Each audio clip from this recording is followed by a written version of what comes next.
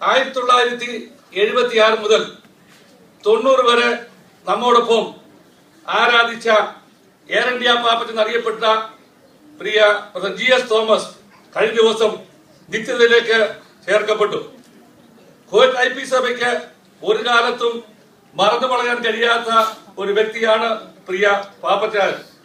1976 സഭ ആരംഭിക്കുമ്പോൾ ഏതാനും ചില വ്യക്തികളോട് കൂടി ചേർന്ന് ഈ സഭയുടെ ആരംഭകാലത്ത് സഭയ്ക്ക് അടിസ്ഥാനമിട്ട വ്യക്തികൾ ഒരുവനാണ് GS Thomas.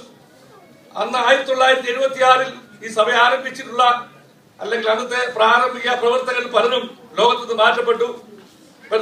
George Mathews Punalur, PA John Thiruvananthapuram, George മീശോ മാവേലിക്കര, അലക്സാണ്ടർ മാത്യൂസ് പാരാമൺ എന്നിവരൊക്കെ നിത്യതയിലേക്ക് ചേർക്കപ്പെട്ടു.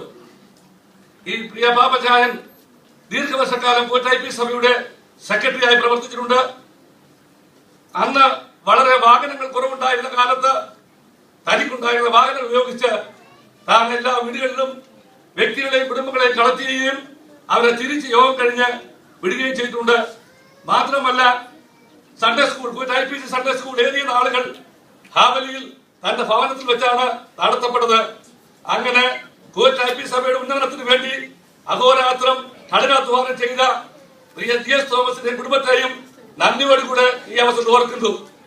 തന്റെ ദേഹവിയോഗത്തിൽ ദുഃഖിതരായിരിക്കുന്ന കുടുംബാംഗങ്ങളെ സർവ കൃപാലുവായ കർത്താവ് ആശ്വസിപ്പിക്കട്ടെ എന്ന് പ്രാർത്ഥിക്കുകയും അവർ ദുഃഖത്തിൽ സഭയായി പങ്കുചേരുകയും കുവൈറ്റ് IP സഭയ്ക്കുള്ള ദുഃഖം ഈ അവസരത്തിൽ അറിയിക്കുകയും ചെയ്തോളും.